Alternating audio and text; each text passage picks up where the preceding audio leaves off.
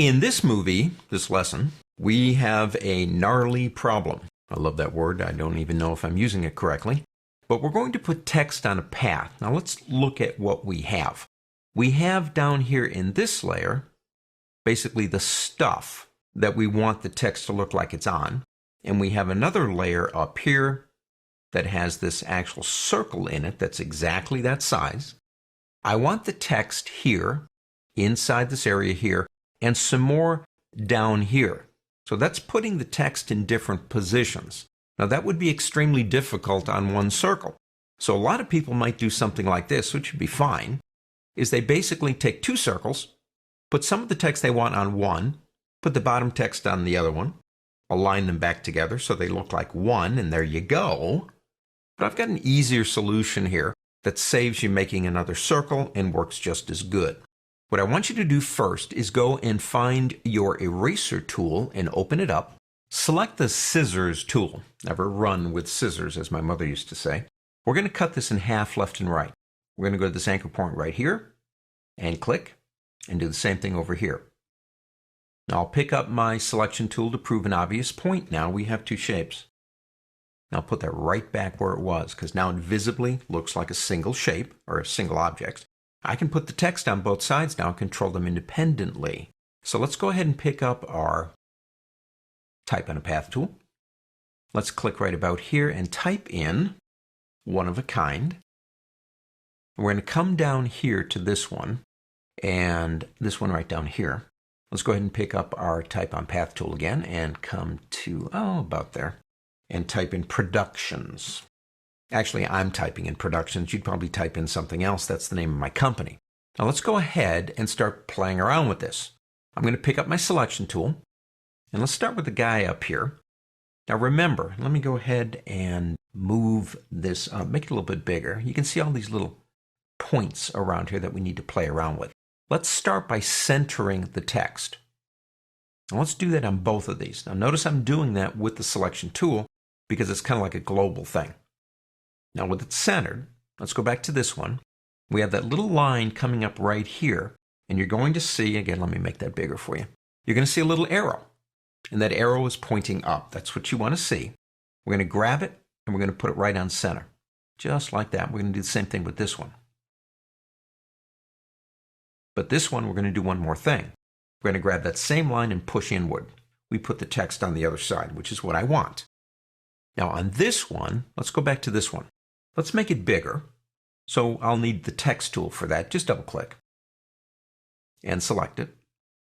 We're at 12 point. I'm going to push this little up button like this and just watch the text. I'm not looking for a specific number. I'm looking for something visual. And as I push that number up and up and up, it gets, bigger and bigger and bigger. And we're up to 51, 55. That's a little bit probably more than what I want. So let's go ahead and take that down to maybe about 50. Again, more of a visual thing. Now I want the same thing here, so I'm going to double click and select it. Just type the number 50 in here. That would be easier. Voila, as they say. Now I want this text centered in this area, and I want this text down here and centered in this area. Let's deal with this up here first. Now we don't have to have the type tool selected anymore. Just make sure you have that area selected. Come up to the word type and go down to Type on Path. Got some interesting options here. Rainbow, skew, 3D, stare, and gravity. But we can get to all of them by clicking here. Type on Path options. Let's go ahead and click the preview button so we can see it. Now if we go to rainbow to skew, and it kind of keeps the text pretty straight, to 3D ribbon, it's a little bit more spread out, to stair step, which again keeps it straight and kind of close together. And the final one is called gravity. And what it does is it bends the text as it goes further down, gravity.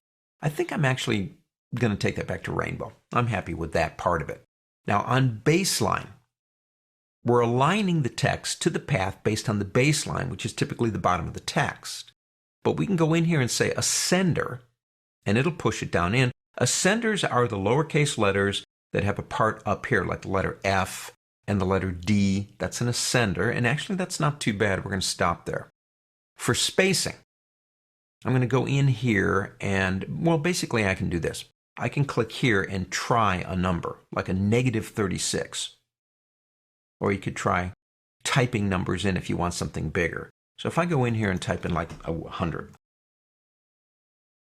But if I type in a -100, watch what happens. And that's a little bit more than we need, so we're losing it right here. So let's go in about 90. I like that. We're going to click OK.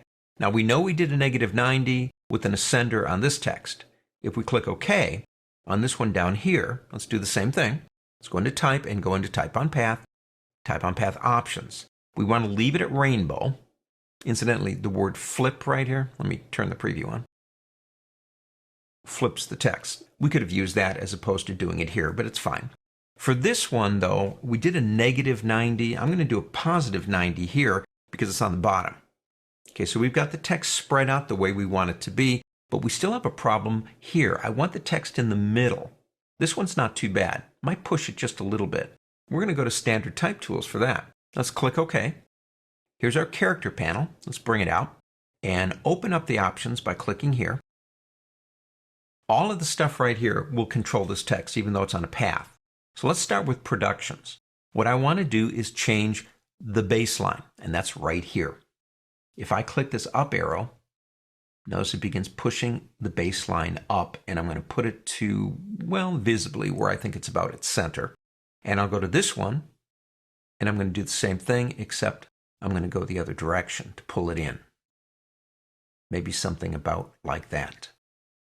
And there you go. A unique way to handle complex text on a circle when you want some of the text going in one direction in a sense and some going in the other. Cut the circle, work with two different pieces, you've solved the problem. On to the next.